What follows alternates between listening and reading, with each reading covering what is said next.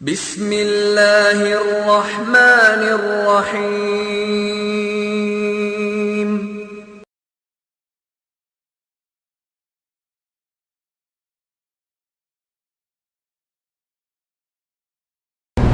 ان الحمد للہ نحمده ونستعینه ونستغفره ونعوذ باللہ من شرور انفسنا ومن سیئات اعمالنا من يهده الله فلا مضل له ومن يضلل فلا هادي له واشهد ان لا اله الا الله وحده لا شريك له واشهد ان محمدا عبده ورسوله اما بعد فان خير الحديث كتاب الله وخير الهدي هدي محمد صلى الله عليه وسلم وشر الامور محدثاتها وكل محدثة بدعة وكل بدعة ضلالة وكل ضلالة في النار۔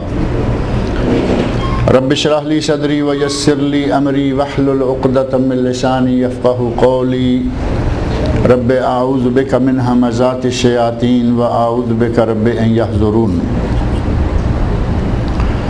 اعوذ باللہ السمیع العلیم من الشیطان الرجیم وانہم ظنوا کما ظننتم ان لن یبعث اللہ احدا وانا لمسنا السماء فوجدناها ملئت حرسا شدیدا وشہبا وانا كنا نقعد منها مقاعد للسمع فمن يستمع الآن يجد له شهابا رصدا۔ یہ سورۃ الجن ہے جس کی آیت نمبر 7، 8 اور 9 میں نے آپ کے سامنے ابھی پڑھی ہیں، اور اس سورت کے بارے میں مختصر تعارف پچھلے درس میں کروایا جا چکا ہے کہ یہ مکی صورتوں میں سے ہے، اور اس کا نام جیسا کہ الجن، سورت کا نام ہی جن ہے، وہ لوگ جو اس مخلوق کا انکار کرتے ہیں ان کا رد قرآن کریم کی آیات، قرآن کریم کی اس صورت، نبی صلی اللہ علیہ وسلم کے ارشادات کے حوالے سے کیا جا چکا ہے کہ ان کا کہنا کہ جن کوئی مخلوق نہیں ہے یہ محض ان کی کم عقلی کا نتیجہ ہے، ورنہ اللہ رب العزت نے قرآن کریم میں پوری صورت نازل فرمائی۔ صورت کا نام ہے سورۃ الجن، جیسا کہ آپ کبھی بھی صرف فہرست کھول کر دیکھ لیں، سورت نمبر 72 قرآن کریم کی سورۃ الجن۔ تو یہ مخلوق موجود ہے، انسان سے پہلے کی مخلوق ہے، انسان سے بھی پہلے اللہ نے اسے پیدا کیا، اور نبی صلی اللہ علیہ وسلم نے ارشاد فرمایا کہ جن کو اللہ نے آگ سے بنایا، انسان کو خاک سے بنایا، اور فرشتوں کو اللہ تعالیٰ نے نور سے بنایا۔ تو یہ نوری، ناری اور خاکی تینوں مخلوق ہیں، اور عمل سے زندگی بنتی ہے، جنت بھی جہنم بھی۔ یہ خاکی اپنی فطرت میں نہ نوری ہے نہ ناری ہے، یعنی ہم خاکی ہیں۔ ہماری تخلیق، انسان کی تخلیق پہلے انسان کی، ابو البشر حضرت آدم علیہ السلام کی تخلیق جو ہے وہ مٹی سے۔ آج اگر ہم یہ کہیں کہ انسان کی تخلیق مٹی سے ہوئی تو ایک مرتبہ ویسے جھٹکا سا لگتا ہے کہ ہم تو گوشت پوست ہے، ذرا تھوڑا سا بلیڈ لگائیں تو اندر سے خون نکل آتا ہے، تو یہ مٹی کہاں ہے؟ لیکن اصل حقیقت یہ ہے کہ اس انسان کے جسم کے اجزاء سارے مٹی ہی سے ہیں، اور یہاں جو بنی نوع انسان یا آدم علیہ السلام کی تخلیق کا ذکر ہے مٹی سے، تو وہ اصل میں پہلے انسان سے، حضرت آدم علیہ السلام۔ اس کے بعد بنی نوع انسان کی تخلیق اب چونکہ مرد اور عورت دونوں کے ملاپ سے ہوتی ہے، اور جو اصل مادہ ہے آج بھی وہی منسوب وہی ہوگا کہ یہ مٹی سے ہی مخلوق ہے، لیکن اب وہ بظاہر مٹی نہیں رہی، اب گوشت ہے، پوست ہے، ہڈیاں ہیں، اور خون بہہ رہا ہے۔ اب جو مخلوق بن گئی ہے وہ ایک نئی مخلوق سی سامنے آتی ہے، لیکن اصل ہماری مٹی ہے۔ نبی اکرم صلی اللہ علیہ وسلم نے ارشاد فرمایا کہ اللہ تعالیٰ نے آدم علیہ السلام کو مٹی سے پیدا کیا، اور آدم کی اولاد بھی ساری مٹی سے ہی ہے، اور آدم علیہ السلام بھول گئے، نسی آدم ونسیت ذریتہ، اور ان کی پوری جو اولاد ہے قیامت تک آنے والے انسان وہ بھی بھولتے رہیں گے، کیونکہ ایک خصلت جو ہمارے جد اول ہمارے بابا آدم علیہ السلام میں آئی وہ صفت قیامت تک آنے والے تمام انسانوں میں رہے گی۔ فرمایا نسی آدم و نسیت ذریتہ، آدم علیہ السلام بھول گئے، ان کی اولاد بھی بھولتی رہے گی۔ آدم علیہ السلام کو اللہ نے مٹی سے بنایا، آدم علیہ السلام کی اولاد کی تخلیق جو ہے قیامت تک اس کی اصل مٹی ہی رہے گی، اور فرشتے معروف ہیں نوری، اور جن جو ہیں وہ ناری آگ سے۔ اس نار سے بنائی گئی مخلوق کے بارے میں اللہ رب العزت نے اس صورت میں نام بھی اسی پر رکھا، اور ساتھ ہی اسی صورت میں ان کا کئی اعتبار سے اللہ رب العزت نے تعارف بھی کروایا، جیسا کہ پہلے اس صورت کے شروع میں ہی اللہ رب العزت نے ارشاد فرما دیا، قل، اے میرے نبی کہہ دیجئے کہ میری طرف وحی کی گئی ہے کہ جنوں نے قرآن کو سنا، جنوں نے قرآن کو سنا، اس کے بعد جنوں نے مختلف باتیں کہیں، انہی باتوں میں سے ایک بات یہ بھی ہے وَأَنَّهُمْ ظَنُّوا كَمَا ظَنَنْتُمْ، انسانوں نے یہ گمان کیا کما ظننتم، جس طرح کہ اے جنوں تم یہ گمان رکھتے تھے۔ جنوں کا یہ گمان تھا کہ اب کوئی نبی بھیجا جانے والا نہیں ہے، اور کہتے ہیں کہ انسانوں نے بھی یہ گمان کیا جیسا کہ تمہارا گمان تھا اللہ یبعث اللہ احدا، کہ اب اللہ کسی کو مبعوث نہیں کرے گا۔ یہاں لفظ ہے یبعث، بعثت سے یا باس سے، باس اور بعثت یہ دونوں لفظ معروف ہیں۔ نبی اکرم صلی اللہ علیہ وسلم کی بعثت کب ہوئی؟ جب آپ 40 سال کی عمر کو پہنچ گئے، یہ جملہ معروف ہے نا۔ نبی صلی اللہ علیہ وسلم کو اللہ تعالیٰ نے انسانوں کی طرف مبعوث کیا، نبی صلی اللہ علیہ وسلم کو اللہ تعالیٰ نے اس وقت مبعوث فرمایا جب حضرت عیسیٰ علیہ السلام کو آسمان کی طرف اٹھائے 600 برس گزر چکے تھے۔ یہ سارے جملے معروف ہیں۔ تو بعثت کا معنی کسی انسان کو اللہ تعالیٰ کا منصب نبوت یا منصب رسالت عطا کرنا، یہ ہے بعثت۔ اور ایک باس اور ہے، اور یہاں یہ دونوں معنی ہو سکتے ہیں۔ دوسرا باس کون سا ہے جو ہمیں عموماً ایمان کی اجزاء کے طور پر سکھلایا جاتا ہے؟ آمنت باللہ وملائکتہ وکتبہ ورسلہ والقدر خیرہ وشرہ، اور آگے والبعث بعد الموت، یہاں بھی باس ہے نا۔ یہ باس اور انبیاء کی بعثت یہ دو ذرا الگ الگ ہیں، اگرچہ مادہ ایک ہی ہے کہ نبی کو امت کی طرف اٹھایا جاتا ہے کہ اے میرے نبی جاؤ، تمہاری یہ ڈیوٹی ہے کہ لوگوں کو ڈراؤ، لوگوں کو بشارتیں دو، لوگوں کو میرا پیغام پہنچاؤ، ہے وہ بھی باس۔ لیکن اس کے لیے عموماً ہماری اردو میں لفظ استعمال ہوتا ہے بعثت، بعثت انبیاء۔ اور جو ایمان کا جز ہے وہ ہے باس، والبعث بعد الموت، مرنے کے بعد قبروں سے اٹھایا جانا۔ وہ جن کہتے ہیں اپنے جنوں کے پاس جا کر، شروع میں چونکہ پچھلے درس میں آ گیا نا کہ نبی صلی اللہ علیہ وسلم کے سامنے بیٹھ کر انہوں نے قرآن سنا اور واپس جا کر اپنے لوگوں کو جو پیغام دیے، وہ پیغام سارے پچھلے درس میں کچھ ان میں سے ذکر کیے جا چکے ہیں۔ جبکہ انہی میں سے ایک بات انہوں نے یہ کہی وَأَنَّهُمْ ظَنُّوا، ان انسانوں کا بھی یہ خیال تھا کما ظننتم، جیسا کہ تمہارا گمان رہا، اللہ یبعث اللہ احدا، کہ اب اللہ کسی کو مبعوث نہیں کرے گا۔ تم بھی یہ سوچتے رہے کہ بس بعثت نبوت کا سلسلہ اب ختم ہو چکا ہے، اور ہمارا بنی نوع انسان کا خیال یہ تھا اور تمہارا خیال جنوں کا آپس میں خیال یہ تھا۔ لیکن اللہ رب العزت نے نبی بھیج دیا، ایک نبی کو مبعوث فرمایا، اور اس نبی پر اپنا کلام نازل کیا، اور وہ کلام ہم سن کر آ رہے۔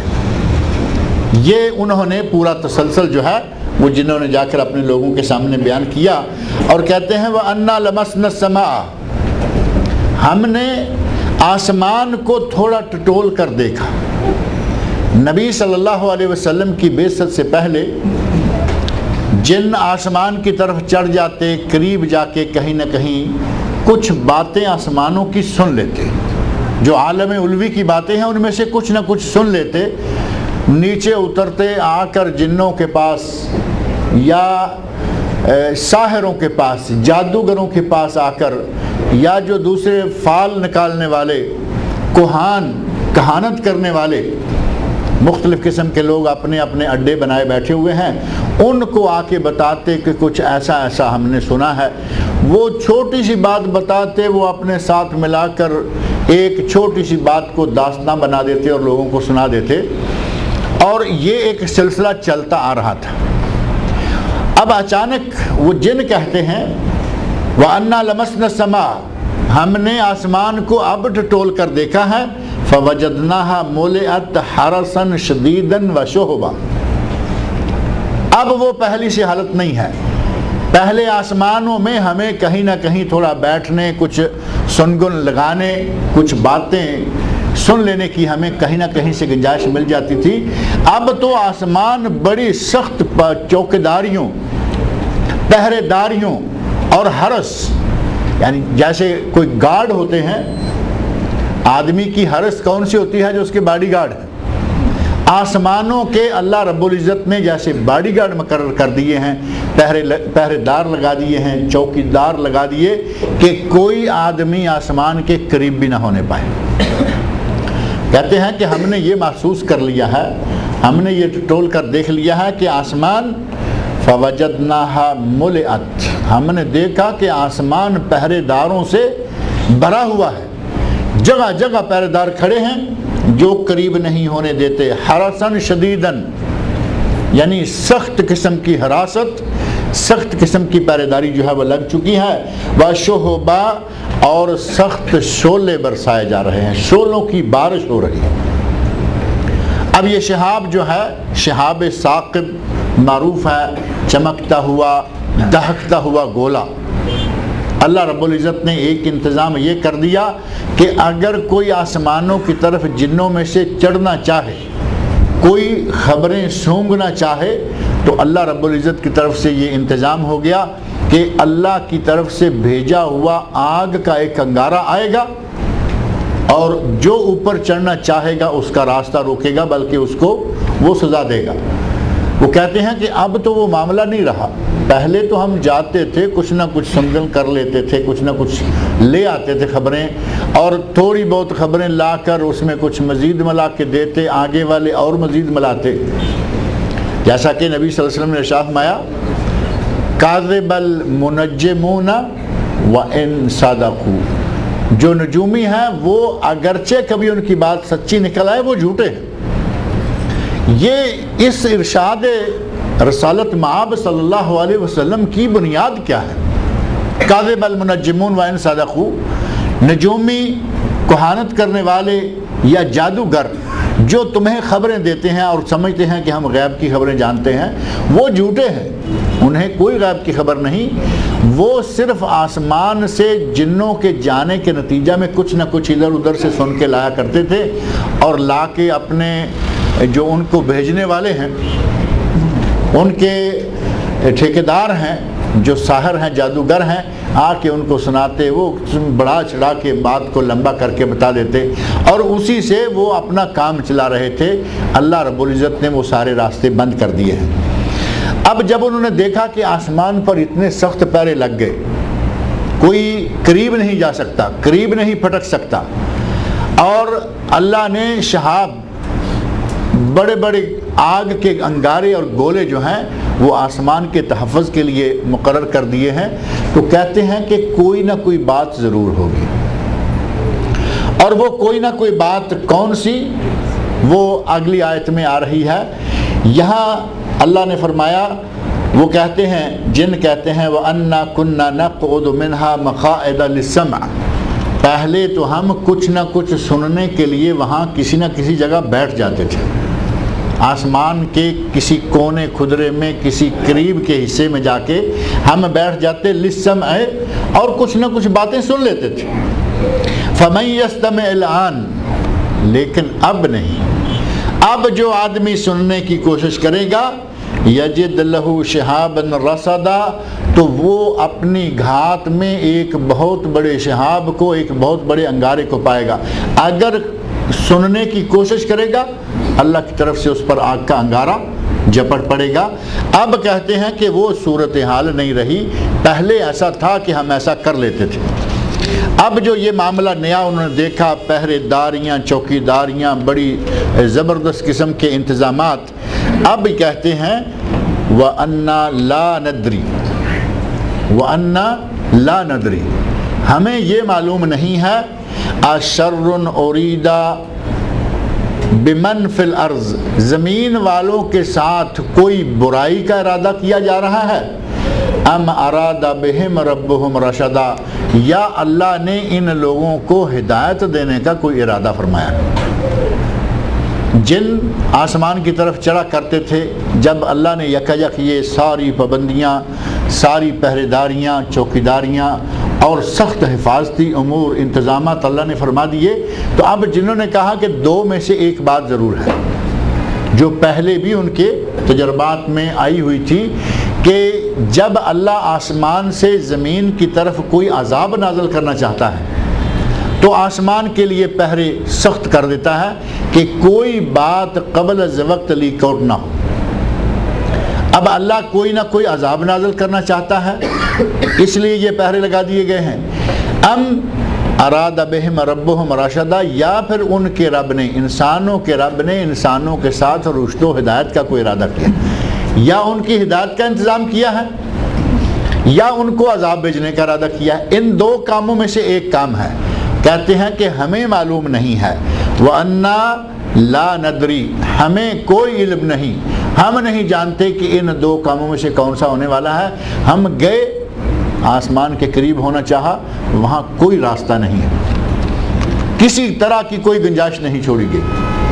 اور جب انہوں نے یہ تلاش شروع کر دی کہ دیکھیں زمین پر کہیں عذاب نازل ہوا ہے یا ہونے والا ہے، کوئی قوم ایسی ہے جسے اللہ اپنے عذاب میں مبتلا کرنے والا ہے، یا اللہ کہیں کوئی نبی مبعوث کرنے والا ہے، جب وہ اسی چکر میں زمین میں بھاگتے گھومتے پھر رہے ہیں، دیکھا کہ نبی اکرم صلی اللہ علیہ وسلم نماز پڑھا رہے ہیں، اور نماز میں جو آپ نے قرآن پڑھا وہ قرآن ان جنوں نے سنا اور کہا کہ یہ ہے وہ اصل سبب، یہ ہے اصل سبب کہ اللہ نے یا تو زمین والوں کے ساتھ کوئی برا ارادہ کیا تھا، عذاب کا ارادہ کیا تھا، یا اللہ نے زمین والوں کی رشد و ہدایت کے لیے کوئی انتظام کرنا تھا، نبی بھیجنا تھا، اپنا کلام نازل کرنا تھا، اور وہ کلام نازل ہوا، ہم نے سن لیا ہے۔ کہتے ہیں کہ وَأَنَّا لَا نَدْرِي، اور ہم نہیں جانتے، اشر ارید بمن فی الارض، زمین والوں کے ساتھ کوئی برا ارادہ کیا گیا ہے، ام اراد بہم ربہم رشدا، یا ان کے رب نے ان کے ساتھ کوئی بھلائی کا، رشد کا، ہدایت کا ارادہ کیا ہے۔ وَأَنَّا مِنَّا الصَّالِحُونَ، کہتے ہیں کہ ہم میں سے تو کچھ نیک لوگ ہیں، وَمِنَّا دُونَ ذَلِكَ، اور کچھ دوسرے ہیں، جن ہی آپس میں کیا رہے ہیں، وَأَنَّا مِنَّا الصَّالِحُونَ وَمِنَّا دُونَ ذَلِكَ، ہم میں سے کچھ نیک ہیں اور ہم میں سے کچھ اس سے غیر ہیں، اس سے کمتر ہیں، کچھ دوسرے ہیں۔ اب جنہوں نے اپنی مخلوق کے بارے میں دیکھیں، اپنے ہی لوگوں کے بارے میں یہ نہیں کہا کہ صالح کے مقابلے میں دون ذالک نہیں ہوتا، ہم میں سے کچھ نیک ہیں اور دوسرے کون ہیں؟ سیدھی سی بات ہے کہ نیک کا الٹ بد ہوتا ہے، نیکو کار کا الٹ بدکار، نیک کا الٹ بد، صالح کا الٹ جو ہے وہ طالح۔ وہ ایک شعر بڑا معروف ہے نا، بلکہ شعر کہیں ضرب المثل کہیں، شعر ہی ہے، صحبت صالح ترا صالح کند و صحبت طالح ترا طالح کند، نیک لوگوں کی صحبت میں بیٹھو گے تو وہ تمہیں نیک کر دیں گے، اور برے لوگوں کی صحبت میں بیٹھو گے تو وہ تمہیں برا کر دیں گے۔ تو صالح کا الٹ طالح، جیسے ہماری اردو میں عام معروف ہے نیک کا الٹ بد۔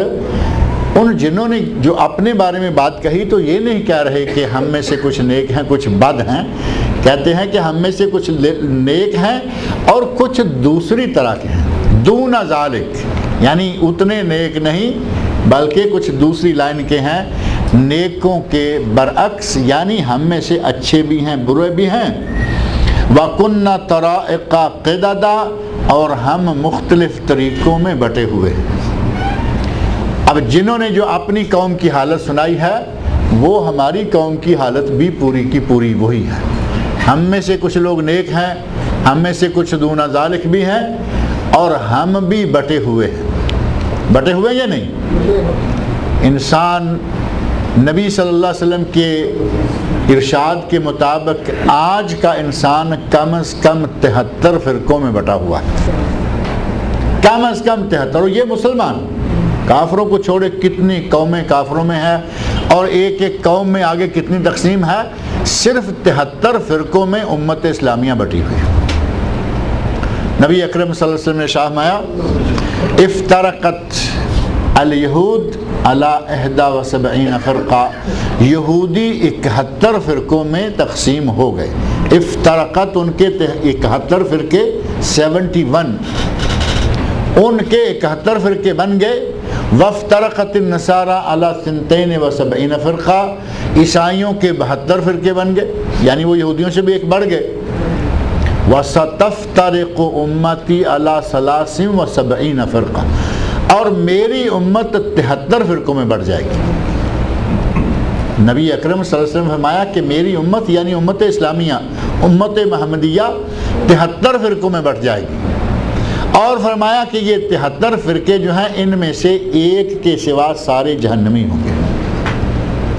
صرف ایک فرقہ جس کو فرقہ ناجیہ کہہ لیں یا طائفہ منصورہ کہہ لیں یا نجات پانے والی جماعت کہہ لیں، فرمایا ایک جماعت صرف کامیاب ہوگی، ایک جماعت فلاح پائے گی، ایک جماعت جنتی ہوگی، باقی سارے جہنم میں جائیں گے۔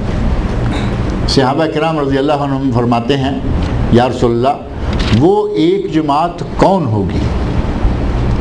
تو نبی صلی اللہ علیہ وسلم نے کسی جماعت کا نام نہیں لیا۔ آج ہمارے پاس تو نام موجود ہے نا، ہمارے پاس حنفی ہے، شافعی ہے، مالکی ہے، حنبلی ہے، سنی ہے، شیعہ ہے، سنی ہے، وہابی ہے، ہماری تو تقسیمیں بھی بڑی طرح طرح کی۔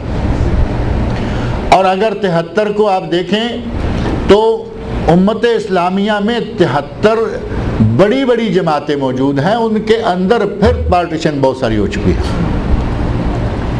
علامہ شاہ عبدالعزیز محدث دہلوی رحمۃ اللہ علیہ نے ایک کتاب لکھی ہے تحفہ اثنا عشریہ۔ تحفہ اثنا عشریہ جو کہ اصل میں اتنی موٹی فارسی کی کتاب ہے، اور اسے عربی میں کیا گیا، اسے اردو میں ترجمہ کیا گیا۔ یہاں سعودی دارالفتاح نے وہ کتاب چھاپی ہے تحفہ اثنا عشریہ، لیکن انہوں نے چھاپی ہے مختصر تحفہ اثنا عشریہ، یعنی اسے مختصر کر کے چھاپا ہے۔ 200-250 صفحے کی کتاب عربی میں، وہ یہاں بھی موجود ہے۔ شاہ عبدالعزیز محدث دہلوی رحمۃ اللہ علیہ نے صرف ہندوستان کے اندر، جس میں ظاہر ہے کہ پاکستان بھی شامل تھا اور بنگلہ دیش بھی شامل تھا، آج تو وہ 3 ملک ہو گئے نا، بلکہ ابھی تو ساتھ نیپال چوتھا بھی شامل کر لیا۔ پہلے یہ سارا ایک ہی ہندوستان تھا۔ اس زمانے میں شاہ عبدالعزیز محدث دہلوی رحمۃ اللہ علیہ، جو بہت پرانی بات نہیں، شاہ ولی اللہ کے بیٹے ہیں، شاہ ولی اللہ محدث دہلوی رحمۃ اللہ علیہ کے بیٹوں میں سے ایک شاہ عبدالعزیز ہیں، ان کی یہ کتاب ہے۔ اس کتاب میں انہوں نے 70 سے زیادہ شیعہ کے فرقے گنے ہیں۔ یہ کتاب ساری شیعہ کے بارے میں ہے، شیعہ کا تعارف، ان کے فرقے، ان کے عقائد، وہ کیا کیا مانتے ہیں، کیا کیا کرتے ہیں۔ جب انہوں نے تقسیم کی تو 70 سے زیادہ شیعہ کے اندر فرقے نکلے۔ اب آپ اندازہ کریں کہ اگر اس کو ہم ایک موٹا سا فرقہ ہم کہیں گے جی نبی صلی اللہ علیہ وسلم نے 73 فرقے بتایا تھا، تو وہ 73 کیسے بنیں گے؟ آپ کو ایک ہی فرقے کے اندر 73 کے قریب مل رہے ہیں، 73 کیوں نہ بنیں گے؟ امت اسلامیہ بہت سارے فرقوں میں بڑھ چکی ہے، ان میں سے موٹے موٹے جو نام ہیں وہ 73 نبی اکرم صلی اللہ علیہ وسلم کی بشارت کے مطابق ہو چکے ہیں۔ جنہوں نے کہا کہ ہم فرقوں میں بٹے ہوئے ہیں، اور یہ بات کب؟ جب قرآن نازل ہو رہا تھا، یہ تب کی بات ہے۔ وہ فرقوں میں بٹے ہوئے تھے، اور امت اسلامیہ جو ہے وہ بھی فرقوں میں بٹتی جا رہی ہے۔ نبی صلی اللہ علیہ وسلم نے ارشاد میں ستفترق امتی، کیونکہ آپ جب تک رہے کوئی فرقہ نہیں تھا، نبی صلی اللہ علیہ وسلم کی حیات طیبہ تک کوئی دوسری جماعت نہیں تھی، کوئی دوسرا فرقہ نہیں تھا، ایک ہی صحابہ کی جماعت تھی، ایک ہی مسلمانوں کی امت تھی۔ بعد میں آپ نے پھر لفظ استعمال کیا سا تفترقو، اب نہیں، ایک وقت آئے گا، جیسا کہ نبی صلی اللہ علیہ وسلم فرماتے ہیں کہ میں دو قوموں کو اب نہیں دیکھ رہا، ایک وقت آئے گا کہ میری امت میں سے دو جماعتیں، دو گروہ ایسے اٹھیں گے جنہیں میں اب نہیں دیکھ رہا، اور وہ دو جماعتیں کون سی؟ نساء کاسیات عاریات، وہ عورتیں جو بظاہر کپڑا پہنے ہوئے ہوں گی لیکن در حقیقت وہ ننگی ہوں گی، اور ایک وہ جن کے ہاتھ میں کوڑے ہوں گے کا اذناب البقر، جس طرح کے گائے کا دم ہوتا ہے اس طرح کے کوڑے ہوں گے، لوگوں کو مارتے ہوئے ظلم کرتے ہوئے پڑیں گے۔ فرمایا کہ اب میں ان کو نہیں دیکھ رہا لیکن آئیں گے۔ اسی طرح فرمایا کہ اس وقت نہیں، ستفترق امتی، میری امت بھی بٹ جائے گی اور وہ 73 فرقوں میں بٹ جائے گی، دن میں سے ایک ہی جنت میں جائے گا، اور جو جنت میں جائے گا اس کی نشانی نام سے نہیں بتایا، کام سے بتایا۔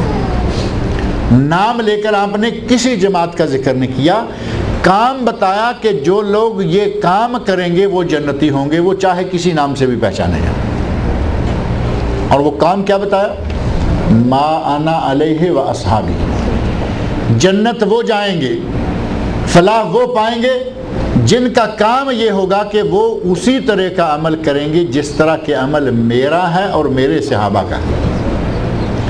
ما انا علیہ و اصحابی، جس دین پر، جس عمل پر، جس ڈگر پر آج میں ہوں اور میرے صحابہ ہیں، جو اس طرح رہیں گے وہ کامیاب ہو جائیں گے، فلاح پا جائیں گے، اور جو اس ڈگر سے ہٹ جائے گا، صحابہ کرام کا، نبی اکرم صلی اللہ علیہ وسلم کی سنت، صحابہ کا تعامل چھوڑ دے گا اور ادھر سے ادھر سے کسی بھی راستے سے جائے گا، وہ کامیاب اور فلاح نہیں پائے گا۔ نبی اکرم صلی اللہ علیہ وسلم نے بتایا کہ میری امت بھی اس طرح بٹ جائے گی، اور جنہوں نے اس وقت کہا کہ ہم بھی آپس میں بٹے ہوئے ہیں۔ وَأَنَّا مِنَّا الصَّالِحُونَ، ہم میں سے کچھ نیک ہیں، وَمِنَّا دُونَ ذَلِكَ، اور ہم میں سے ہی کچھ دوسری طرح کے بھی ہیں، یعنی اس کے برعکس ہیں، بد ہیں، بد کردار ہیں، بدکار ہیں۔ کُنَّا طَرَائِقَ قِدَدًا، ہم تو مختلف طریقوں میں بٹے ہوئے ہیں، ہمارے بہت زیادہ تقسیم ہو چکی ہے، اور بنی نوع انسان کی تقسیم بھی آج موجود ہے۔ آج اس ساری تقسیم سے نکلنے کے لیے، اور نبی صلی اللہ علیہ وسلم نے جس جماعت کی نشاندہی کی ہے اس جماعت میں شامل ہونے کے لیے ہمیں تھوڑا غور و خوض کرنا چاہیے یا نہیں؟ ہمیں فلاح عزیز ہے، ہمیں کامیابی آخرت کی جو ہے وہ پانا ہے، وہ پانے کے لیے ہمیں یہ دیکھنا ہوگا کہ آج کون سی جماعت ہے جو صحابہ کرام، نبی اکرم صلی اللہ علیہ وسلم، نبی کی سنت اور صحابہ کے تعامل پر کون سے لوگ عمل کر رہے ہیں۔ اگر ہم اس جماعت کو پانے میں کامیاب ہو جائے، سمجھو کہ ہم انشاءاللہ آخرت میں بھی کامیاب ہو جائیں گے۔ اور وہ جماعت کسی نام سے لینے کی بجائے آپ اس کو کام سے لے لیں۔ جو آدمی اپنی دعوت کو قرآن و سنت پر رکھتا ہے، جس کی دعوت کی بنیاد قرآن و سنت ہے، وہ کسی شخصیت کی طرف دعوت نہیں دیتا، کسی شہر کی طرف دعوت نہیں دیتا، کسی نظریے کی طرف دعوت نہیں دیتا، بلکہ صرف اس کی دعوت دو کتابوں کی طرف ہو، کتاب اللہ اور سنت رسول صلی اللہ علیہ وسلم۔ وہ دعوت بھی دیتا ہے، اس پر چلتا بھی ہے، یہی کامیاب ہے، یہ چاہے کسی بھی نام سے پکارا جاتا ہو۔ اب یہ ضروری نہیں ہے کہ اس کا فلاں جگہ فلاں نام ہے تو فلاں جگہ، آپ دیکھیں گے کہ ایک ہی نظریہ کے لوگوں کے مختلف شہروں میں الگ الگ نام ہیں۔ کتاب و سنت پر عمل کرنے والے لوگوں کو میں اس بات کو زیادہ طول نہیں دینا چاہتا، لیکن موٹی سی نشانی میں بتا دیتا ہوں کہ آپ یہاں سیکھتے ہیں، آپ یہاں فائدہ اٹھاتے ہیں، دعوت و ارشاد مرکز، جالیات، یہ وہ سے، اس کے نتیجہ میں آپ اپنے نظریات جو ہمارے پاکستان میں، انڈیا میں ہوتے تھے یا ہمارے آج بھی وہاں لوگوں کے ہیں، ان نظریات کو جب اپنی اصلاح کر لیتے ہیں تو واپس جانے پر آپ کو کون سا نام دیا جاتا ہے؟ یہ تو آپ کو معلوم ہے نا۔ آپ صرف اپنے دل سے اور صرف اللہ کی ذات کو گواہ سمجھتے ہوئے کہیے کہ کیا قرآن اور سنت پر عمل کرتے ہیں یا نہیں؟ ہم قرآن اور سنت پر عمل کرتے ہیں. جو ہمارے اندر خرافات یا ہمارے اندر کچھ قباحتیں آئی تھیں یا موجود تھیں وہ ہم نکالتے ہیں. جب قرآن اور سنت کے لیے خالص ہو کے ہم واپس لوٹتے ہیں ہمیں لوگ کہنا شروع کر دیتے ہیں یہ وہابی ہو کے آ گیا. تو سمجھ لیں کہ ایک نام یہ بھی ہے. اگر کوئی کتاب اللہ اور سنت رسول پر، اگر کوئی نبی صلی اللہ علیہ وسلم کی سنت اور صحابہ کے تعامل پر چلنے والا ہے تو ان میں سے ایک جماعت وہابیوں کی بھی. اور یہ نام میں نہیں، آپ نہیں، یہ لوگ دے رہے.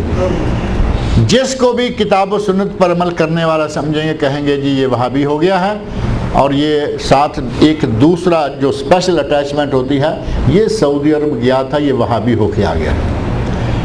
ایک بہترین نام جسے گالی بنا دیا گیا وہ یہی ہے. اور پھر ان وہابیوں کے اگر آپ تھوڑا سا اس سروے کو کھلا کریں گے، سعودی عرب میں وہابی، پاکستان انڈیا میں وہابی یا اہل حدیث، آپ انڈونیشیا ملائیشیا وغیرہ میں چلے جائیں وہاں محمدیہ، اور کیرلا میں، آپ کے ہندوستان کی کیرلا میں ندوۃ المجاہدین کے نام سے یہی لوگ، کہیں کوئی نام ہے، کہیں کوئی نام ہے، کہیں کوئی نام ہے. نبی صلی اللہ علیہ وسلم نے کوئی نام نہیں لیا. اس کی بھی یہی حکمت تھی کہ جو کتاب و سنت پر عمل کرے گا وہ فلاح پائے گا، نام چاہے کوئی بھی. ہمیں اس جماعت کو تلاش کرنا چاہیے، اس جماعت کو یا فرقہ کہہ لیں، ہمیں اس کو کھوجنا چاہیے وہ کون ہے، کہاں ہے. اور اگر کہیں کسی بھی نام سے ملتا ہے ہمیں پتہ چلتا ہے کہ قرآن کریم سے یہ نہیں ہٹتے، سنت رسول صلی اللہ علیہ وسلم کو یہ نہیں چھوڑتے، ہمیں ان کے ساتھ جڑ جانا چاہیے، کیونکہ اسی میں ہماری اور آپ کی سب کی فلاح اور کامیابی ہے. جن کہتے ہیں کہ ہم میں سے نیک بھی ہیں بد بھی ہیں، اور ساتھ کہتے ہیں کہ ہم تو بہت ساری جماعتوں میں بٹے ہوئے تھے اور بٹے ہوئے ہیں. وَأَنَّا ظَنَنَّا أَن لَّن نُعْجِزَ اللَّهَ فِي الْأَرْضِ، اور ہم نے یہ سمجھ لیا کہ ہم اللہ کو زمین میں عاجز نہیں کر سکتے. اللہ کو کون عاجز کر سکتا ہے؟ کوئی کتنی بھی بڑی طاقتوں کا مالک ہے اللہ سے تو نیچے ہے، اللہ کی مخلوق ہے. بڑی طاقتیں ہیں، بڑی قوتیں ہیں، پہاڑوں کو کھود کھود کر اس کے اندر اپنے مکان بناتے رہے، لیکن اللہ کی مخلوق ہیں. جب اللہ نے چاہا زمین سے لمحات میں صفایا کر دیا. اللہ کے مقابلے میں کون آئے گا؟ وہ کہتے ہیں کہ ہم نے یہ بات سمجھ لی ہے کہ ہم زمین میں اللہ کو ہرگز عاجز نہیں کر سکتے. وَلَن نُعْجِزَهُ هَرَبًا، اور نہ ہم بھاگ کر اسے ہرا سکتے. اللہ ہر حال میں اعلیٰ ہے، اولا ہے. اللہ ہر حال میں پوری کائنات سے زیادہ طاقتور ہے. وہ خالق ہے اور پوری کائنات مخلوق ہے. اسے کوئی کیا ہرائے گا، اسے کوئی کیا عاجز کرے گا. وَأَنَّا لَمَّا سَمِعْنَا الْهُدَىٰ آمَنَّا بِهِ، اور جب ہم نے ہدایت کی بات سنی تو ہم اس پر ایمان لے آئے. نبی اکرم صلی اللہ علیہ وسلم کو قرآن پڑھتے ہوئے سنا تو کہتے ہیں کہ ہم نے جب ہدایت کی بات سنی تو ہم ایمان لے آئے. فَمَن يُؤْمِنُ بِرَبِّهِ، جو آدمی اپنے رب پر ایمان لائے گا، فَلَا يَخَافُ بَخْسًا وَلَا رَهَقًا، اسے کوئی نقصان نہیں پہنچے گا اور نہ اس پر کسی قسم کا کوئی ظلم ہوگا. اگر کوئی اپنے رب سے ڈر گیا اور اس نے اپنے رب پر ایمان، اس کا ایمان مضبوط ہو گیا، اسے کسی قسم کا کوئی خطرہ نہیں رہے گا. بخس کا معنی ہے نقصان. حضرت یوسف علیہ السلام، تفسیر سورہ یوسف میں آپ کھول کر دیکھیں، حضرت یوسف علیہ السلام کے بارے میں ہے کہ حضرت یوسف علیہ السلام کو ان کے بھائیوں نے بیچ دیا. شروہ بثمن بخس دراہم، چند درہموں کے عوض، چھوٹی سی رقم کے عوض انہوں نے یوسف علیہ السلام کو بیچ دیا، کیونکہ انہیں تو اپنے گلے سے اتارنا تھا کہ جیسا بھی ہو اس سے جان چھوٹے. وہاں لفظ اللہ رب العزت نے بخس کا استعمال کیا کہ انہوں نے چھوٹی سی قیمت، جیسے کوئی آدمی کہتا ہے کہ میں نقصان اٹھا کے دے رہا، انہوں نے یوسف علیہ السلام کو بالکل چھوٹی سی قیمت پر بیچ دیا. یہاں اللہ نے فرمایا کہ جنوں نے اپنے بھائیوں سے جا کر کہا فَمَن يُؤْمِنُ بِرَبِّهِ، جو اپنے رب پر ایمان لے آیا، فلا یخاف بخسا ولا رہق، وہ کسی بھی طرح نقصان نہیں اٹھائے گا، ولا رہق، اور نہ ہی اس پر کوئی ظلم ہوگا۔ یعنی اللہ کی ذات پر ایمان لے آئے، اب جو عمل وہ کرے گا اس کے عمل میں سے کوئی کمی نہیں کی جائے گی، اسے کوئی نقصان نہیں دیا جائے گا، اور نہ ہی ایسا ہوگا کہ وہ عمل نیک کرے اور اسے سزا دی جائے، یعنی اس پر ظلم کیا جائے۔ یہ دونوں کام نہیں ہوں گے۔ اگر نیک عمل ہے تو اللہ اسے اس کا نیک بدلہ دے گا، اور اگر عمل برا ہے تو اس کا اسے برا بدلہ ملے گا۔ ظلم کیا ہے؟ رہا کا اس پر کوئی ظلم و ستم نہیں ہوگا۔ ظلم یہ ہے کہ آدمی نیکی کرے اور اسے نیکی کا بدلہ نہ ملے، بلکہ الٹا اس کو سزا دی جائے۔ اور یہ بھی ظلم ہے کہ آدمی برائی کرے اور اسے برائی کا بدلہ نہ ملے، بلکہ اسے اچھا بدلہ دیا جائے۔ اللہ کے یہاں یہ ظلم نہیں ہے۔ وَأَنَّا مِنَّا الْمُسْلِمُونَ وَمِنَّا الْقَاسِطُونَ، وہ کہتے ہیں کہ ہم میں سے بعض تو مسلمان ہیں، فرما بردار ہیں، جنہوں نے اپنے گھر والوں کا سارا کچا چٹھا جو ہے وہ کھول کے رکھ دیا۔ وہ خود ہی باتیں بتا رہے ہیں، کہتے ہیں کہ ہم مختلف فرقوں میں بٹے ہوئے ہیں، ہم میں سے کچھ نیک ہیں، ہم میں سے کچھ بد ہیں، اور کہتے ہیں کہ ہم میں سے کچھ مسلمان ہیں، یعنی اطاعت گزار ہیں۔ مسلمان کا معنی جو ماننے والا ہے، اطاعت کرنے والا ہے، جو سر تسلیم خم کر لیتا ہے۔ وَمِنَّ الْقَاسِطُونَ، اور ہم میں سے ہی کچھ وہ ہیں جو قسط، بنیادی طور پر اس کا معنی ہوتا ہے انصاف، اور قاسطون ہم میں سے کچھ انصاف نہ کرنے والے، غیر منصف ہیں، جو حق پر چلنے والے نہیں ہیں۔ کہتے ہیں وَمِنَّ الْقَاسِطُونَ، اور ہم میں سے ہی کچھ بے انصاف، کچھ وہ ہیں جو سر تسلیم خم کرتے ہیں، جو تابع داری تابع فرمانی کرنے والے ہیں، مسلمان ہیں۔ مسلمان جو لفظ ہمارے یہاں استعمال ہوتا ہے، اصل میں مسلمان ایک ہم نے تو قوم یا ایک جماعت بنا لی مسلمان، اصل میں مسلمان کا معنی ہے سر تسلیم خم کرنے والے، اطاعت و فرما برداری کرنے والے، ماننے والے۔ اب مسلمان چونکہ اللہ کی مانتے ہیں، رسول اللہ صلی اللہ علیہ وسلم کی مانتے ہیں، اس لیے یہ مسلمان ہیں۔ اور مسلمان کے برعکس کیا ہے؟ کافر۔ مسلمان کے برعکس کافر ہے، اور کافر اللہ کی نہیں مانتے، کافر رسول اللہ صلی اللہ علیہ وسلم کو ہی نہیں مانتے۔ وہ نہ اللہ کو مانتے ہیں، نہ رسول اللہ کو مانتے ہیں، اور اگر اللہ کو مانتے ہیں تو اللہ کی نہیں مانتے، یعنی اللہ کی ذات کا اگر کوئی اعتراف بھی کرتا ہے تو اللہ کا حکم نہیں مانتے۔ آپ دیکھیں گے کہ بہت ساری قومیں جو کافر ہیں لیکن اللہ کی ذات کا اعتراف کرتے ہیں، لیکن اللہ کے حکم کو نہیں مانتے۔ مسلمان وہ ہے جو اللہ کی ذات کا بھی اعتراف کرے اور اللہ کے احکام کو بھی مانے۔ اب مسلمان ہو کر پھر کمی کوتاہی مسلمان میں ہو سکتی ہے۔ اب اگر مسلمان گناہ کرے، مسلمان ہو کر اللہ کی نافرمانی کرے، تو وہ اسلام سے نہیں نکل جائے گا، بلکہ کبیرہ گناہ بھی مسلمان سے ہو سکتا ہے۔ مسلمان کبیرہ گناہ کرنے کے نتیجہ میں فاسق اور فاجر بھی ہو سکتا ہے، لیکن وہ مسلمان ہے۔ اور کافر جو ہے وہ مانتا ہی نہیں، نہ اللہ کی ذات کو مانتا ہے، نہ اللہ کی بات کو مانتا ہے۔ لہٰذا وہ کہتے ہیں وَأَنَّا مِنَّا الْمُسْلِمُونَ، ہم میں سے کچھ لوگ مسلمان بھی ہیں، وَمِنَّا الْقَاسِطُونَ، اور ہم میں سے ہی کچھ لوگ بے انصاف ناحق پر چلنے والے بھی ہیں۔ فَمَنْ أَسْلَمَ، پس جو مسلمان ہو گیا، جو فرما بردار ہو گیا، جو مطیع ہو گیا، فَأُولَئِكَ تَحَرَّوْا رَشَدًا، انہوں نے تو راہ راست کا قصد کر لیا۔ جس نے ہدایت پا لی وہ رشد و ہدایت پر آ گیا، اس نے راہ راست کا ارادہ کر لیا۔ وَأَمَّا الْقَاسِطُونَ، اور جو ظالم ہیں، فَكَانُوا لِجَهَنَّمَ حَطَبًا، وہ جہنم کا ایندھن بنیں گے۔ جنہوں نے اپنے یہ سارے ٹھکانے آخری بھی اپنے لوگوں کو بیان کر کے بتا دیے کہ ہم میں سے کچھ نیک ہیں، کچھ بد ہیں، ہم میں سے کچھ بے انصاف ہیں، کچھ انصاف کرنے والے ہیں، کچھ ظالم ہیں، کچھ منصف ہیں، اور جو ظالم ہوگا، مطیع و فرمان نہیں ہوگا، اس کا ٹھکانہ کیا ہوگا؟ وہ جہنم کا ایندھن بن جائے گا۔ اب یہاں ایک بات چھوٹی سی ذہن میں رکھیں کہ بعض دفعہ یہ سوال بھی کیا جاتا ہے، لوگ کہتے ہیں کہ جہنم میں آگ ہے، جہنم میں نار جہنم معروف ہے نا، جہنم میں آگ ہے، یہاں جن بھی کہہ رہا ہے کہ یہ جہنم کا ایندھن بن جائے گا۔ انسانوں کو بھی کہا جاتا ہے کہ جو انسان نیک عمل کرے گا جنت میں جائے گا، جو نیک عمل نہیں کرے گا وہ جہنم کی آگ میں جلے گا۔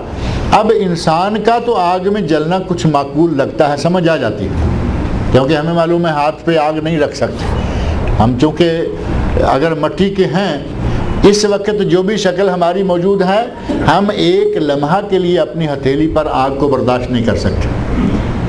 انسان کو جہنم کی آگ میں ڈالا جائے، اسے جو عذاب ہوگا یہ اس عذاب کی شدت کو محسوس کرے گا، کیونکہ ہم تو اب بھی کر رہے ہیں۔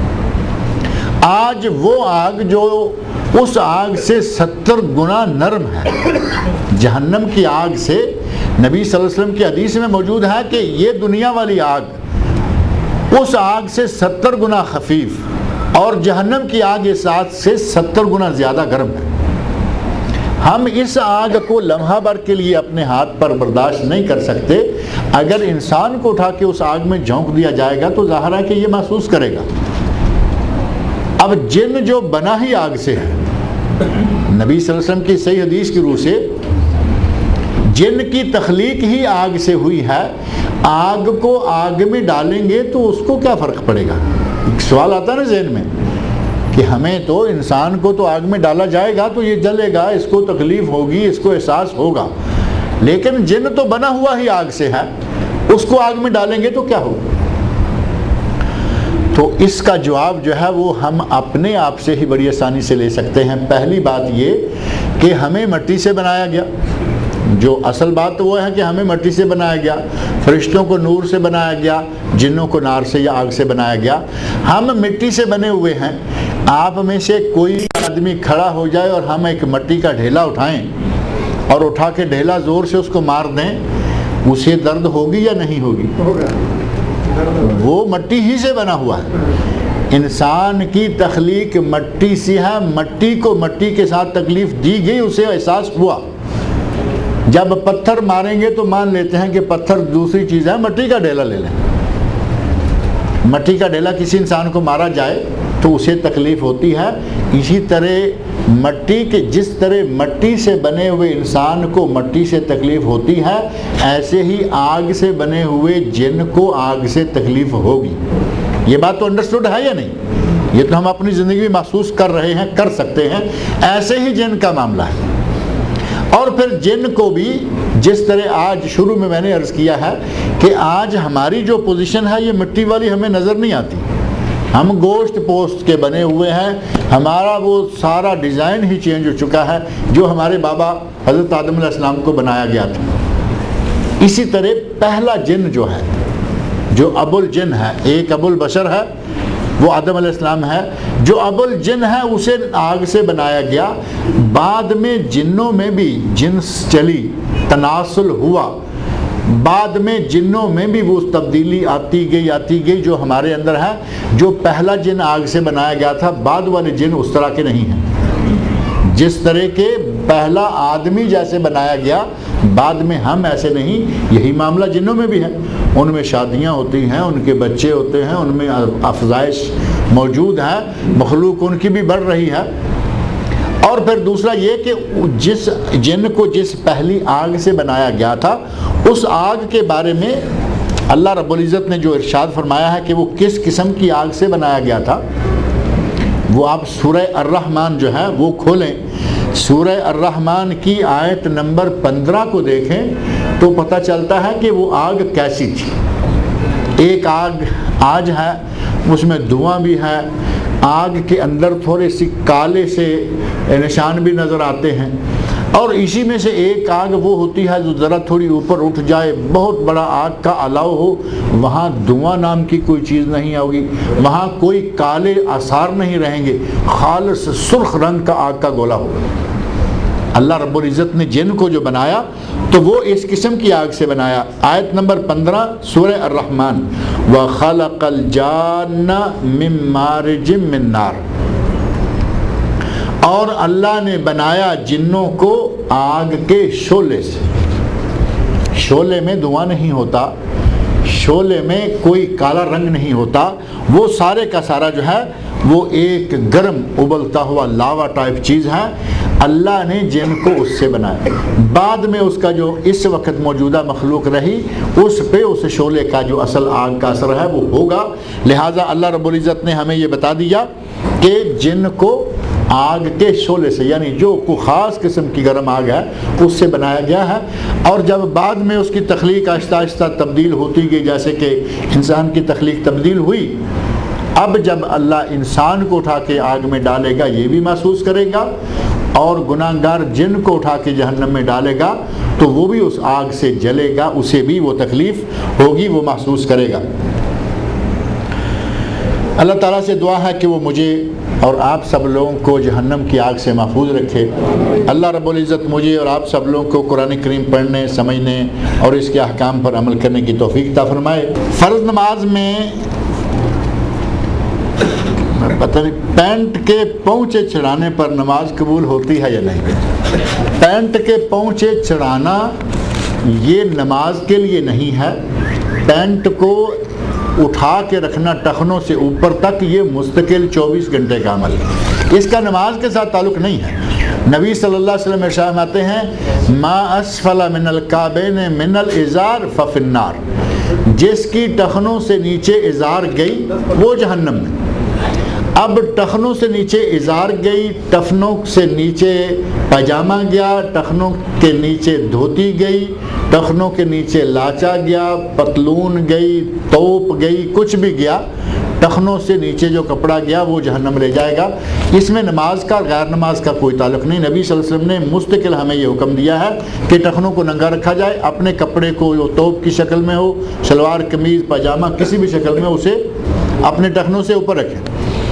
اور الٹی گنگا بہتی دیکھیں کہ مردوں نے عجیب کام شروع کر دیا ہے کہ اپنے ٹخنوں کو ڈھانپ کے رکھتے ہیں، بلکہ جوتی کی اتنی ہیل جو ہوتی ہے بوٹ کی وہ بھی ڈھکی ہوئی ہوتی ہے، اور پتلون کا نیچے کا حصہ زمین پر رگڑ رہے ہوتے ہیں، اور خواتین نے اس کے الٹ کام شروع کر دیا ہے۔ اللہ تعالیٰ دونوں ہی